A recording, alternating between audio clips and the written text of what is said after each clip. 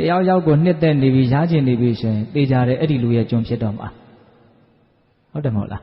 သူ့ကိုသဘောကျနေပြီဆိုရင်တော့အ ਨੇ ဆုံးတော့သူ့စိတ်တိုင်းကြောင့်ဦးဇင်းတို့နေပေးရတော့မှာလေပြောရရင်ကိုယ့်ဘဝကိုတတိတိတခွဲပေးလိုက်ရပြီဖဲ့ပေးလိုက်ရပြီအကုန်လုံးကိုယ့်စိတ်တိုင်းကြောင့်နေလို့မရတော့ကျွန်ဆိုတာသူ့ဘဝကိုသူမပိုင်ဘူးသူ့ဘဝကိုဘယ်သူကပိုင်တော့သခင်ကပိုင်တယ်ဟုတ်တယ်မဟုတ်လားရှေးခေတ်ကကျွန်နေမှာလေသခင်ကတတ်ချင်းလဲတတ်လို့ရတယ်ရောင်းခြင်းလဲရောင်းလို့ရတယ်တနေ့ကုန်အစာမကျွေးဘဲနဲ့ပြစ်ထားမယ်ဆိုရင်လည်းပြစ်ထားလို့ရတယ်ကျွန်ဆိုတာသူ့ဘဝသူမပိုင်ဘူးသခင်ကပဲပိုင်တယ်အဲ့တော့လောဘဖြစ်ပြီဆိုရင်အဲ့ဒီလိုကိုယ့်ဘဝကိုကိုမပိုင်တဲ့အနေအထားမျိုးကိုရောက်အောင်လောဘကလှုပ်လိုက်တာဒါကြောင့်လောဘဟာကျွန်ဖြစ်စေတတ်တယ်အဲ့ဒါကိုအပေါ်ယံလေးပြောတာနော်တယောက်ယောက်ကိုမျက်နှိုးနေပြီဆိုရင်အဲ့ဒါဖြစ်တော့မှာတော့သူ့ကျွန်ဖြစ်တော့မယ်ဒါကအပေါ်ယံပြောတာတချို့ခွေးလေးတွေကြောင်လေးတွေချစ်တယ်ဘာဖြစ်တော့ခွေးလေးတွေကြောင်လေးတွေရဲ့ကျွန်ဖြစ်တာနော်ဟာကိုကတော့ကိုယ့်ဟာကိုဒေးကြီးပေးပြီးတော့ဝယ်ထားတာဆိုပြီးတော့လူချမ်းသာရဲ့ပုံတရံနမိတ်အနေနဲ့တချို့ပြကြတာလည်းရှိတယ်တကယ်တမ်းကဘာဖြစ်လဲ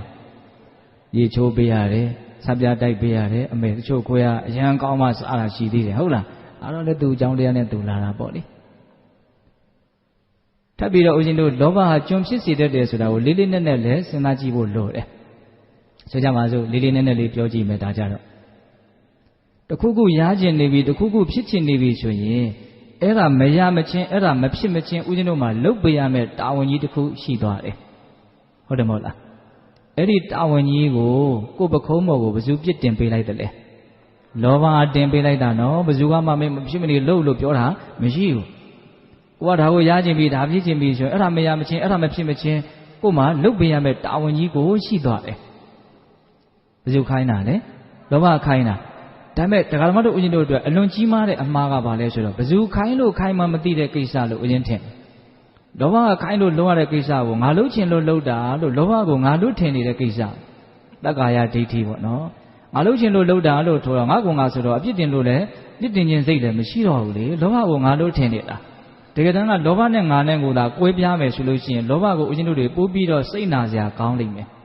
အခုလောဘကိုစိတ်နာကောင်းမှမသိဘူးစိတ်နာဖို့နေနေတာကကိုယ့်ကိုနှိမ့်ဆက်နေတဲ့တရားခံအစ်စ်ဟာဘယ်သူလဲဆိုတာတော့မသိဘူး